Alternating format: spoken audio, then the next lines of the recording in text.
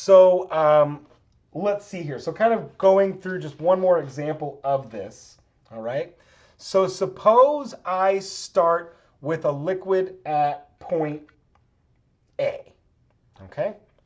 So I make some liquid with that composition. All right.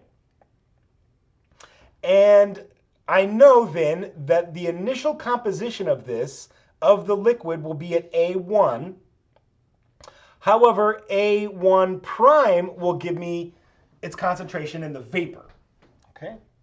So now suppose I reduce the pressure from P1 to P2. So suppose I put this thing in some type of apparatus that actually allows me to pump on this liquid. Okay. And so what I'm doing here is I'm building up the physics of fractional distillation. So this is describing the physical chemistry of distillation. In other words, making booze in some applications. Okay. So now suppose I'm able to pump on that liquid. I pump it out into some other reservoir. Okay. Well, look what's going to happen. So the pressure gets reduced to this tie line. Okay. Which would allow me to then calculate how many moles are in the gas and how many moles are in the liquid. And then I would know, of course, that now the number of moles in the liquid is reduced here. So how is it that the number of moles in the liquid gets reduced?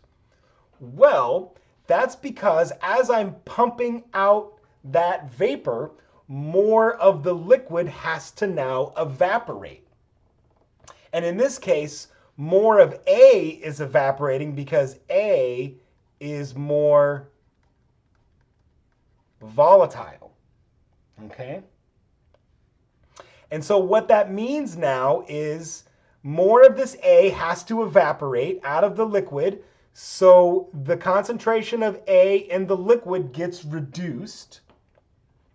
Correspondingly, of course, the concentration of A in the vapor is going to get reduced, but that makes sense because we pumped it out. Okay? And now if we keep doing this, if I keep reducing the pressure, what I will eventually be able to do, right, if I keep following down this line, I keep going on and on and on, I will eventually have pumped out all of my A, and I will only be left with B. Okay?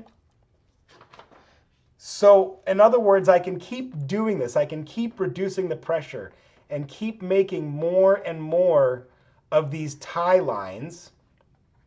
A is always going to continue to be reduced because A is the more volatile component and A is getting swept out more than B is. B is still getting swept out, okay?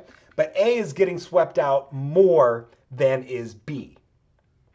Eventually, this allows me now to completely separate A from B, which is the process of fractional distillation, okay?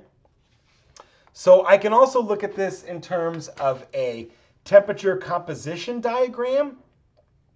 And now keep track of these, okay? This one gets a little tough because in the pressure diagrams, the liquid is on the top and the vapor is on the bottom.